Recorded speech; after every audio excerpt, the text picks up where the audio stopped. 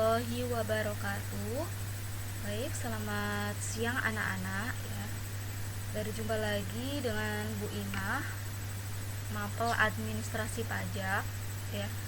Hari ini Ibu akan menjelaskan tentang SPT, Surat Pemberitahuan Pajak untuk pajak penghasilan orang pribadi.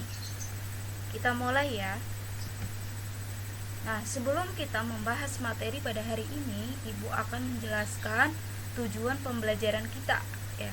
Yang pertama adalah Ibu harap kalian dapat menyebutkan pengertian surat pemberitahuan pajak. Yang kedua, menyebutkan jenis formulir SPT tahunan untuk orang pribadi. Yang ketiga adalah siswa dapat menyebutkan fungsi SPT. Yang keempat adalah siswa dapat menjelaskan elemen SPT tahunan. Yang pertama kita bahas dulu pengertian SPT. Jadi pengertian SPT adalah sarana bagi wajib pajak untuk melaporkan hal-hal yang berkaitan dengan kewajiban perpajakan. Atau SPT tahunan PPH merupakan formulir yang diisi wajib pajak gitu ya, wajib pajak PPH orang pribadi yang melaporkan identitas dirinya, kemudian hartanya, kewajiban atau utangnya, penghasilan, dan perhitungan pajak setiap tahun. Selanjutnya adalah jenis formulir SPT tahunan orang pribadi. Jenisnya adalah ada 3. Yang pertama adalah formulir 1770. Yang kedua, formulir 1770S. Yang ketiga adalah formulir 1770SS. Oke, Ibu jelaskan yang pertama, formulir 1770 adalah formulir ini digunakan untuk usaha atau pekerja bebas yang menyelenggarakan pembukuan dari satu atau lebih pemberi kerja yang dikenakan PPH final atau bersifat final. Sedangkan formulir 1770S, formulir ini digunakan untuk satu atau lebih pemberi kerja baik dari dalam negeri yang dikenakan PPH final dan bersifat final. Nah, sedangkan 1770S adalah formulir ini wajib pajak dari satu pemberi kerja dengan jumlah penghasilan bruto tidak lebih dari 60 juta setahun dan tidak memiliki penghasilan lain. Itu adalah formulir 1770SS. Baik, kita lanjutkan ya. Nah, selanjutnya adalah fungsi SPT atau fungsi surat pemberitahuan pajak. Yang pertama, untuk wajib pajak penghasilan. Yang pertama, sebagai sarana untuk melaporkan dan mempertanggungjawabkan penghitungan jumlah pajak yang sebenarnya terutang dan untuk melaporkan pembayaran atau pelunasan pajak, penghasilan yang merupakan objek pajak atau bukan pajak. Yang terakhir adalah harta dan kewajiban wajib pajak.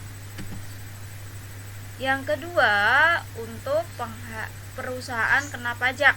Ya.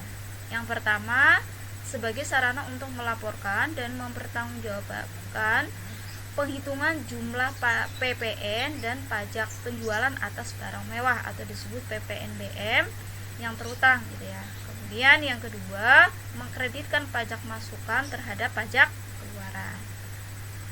Yang terakhir adalah pembayaran atau pelunasan pajak. Yang terakhir adalah bagi pemungut pajak atau pemotong adalah sebagai sarana melaporkan dan mempertanggungjawabkan pajak yang dipotong atau dipungut dan disetorkannya gitu ya. Sedangkan selanjutnya adalah elemen di dalam SPT tahunan. Nah, untuk hari ini Ibu elemennya akan memberikan contoh dari SPT. Nanti untuk persyaratan elemen dalam SPT Ibu jelaskan pertemuan selanjutnya ya. Jadi SPT tahunan yang lengkap adalah semua elemen SPT tahunan induk. Induk itu berarti yang aslinya ya. Kemudian ada lampirannya yang telah diisi lengkap gitu ya. ada lampiran khusus serta ada keterangan atau dokumen yang disyaratkan gitu ya.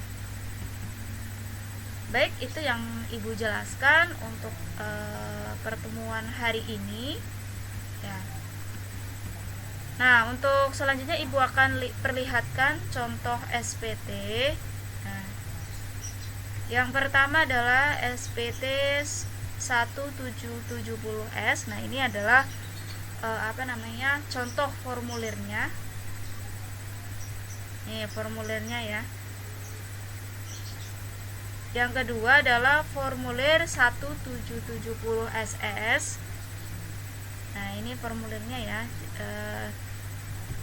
Untuk lebih jelasnya kalian bisa cari gitu ya di internet. Nih.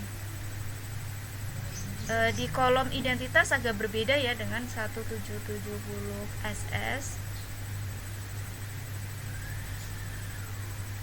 Nah, yang terakhir adalah 1770.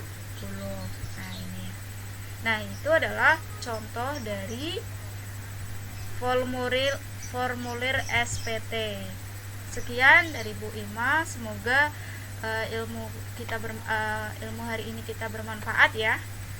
Sekian dari Ibu. Assalamualaikum warahmatullahi wabarakatuh.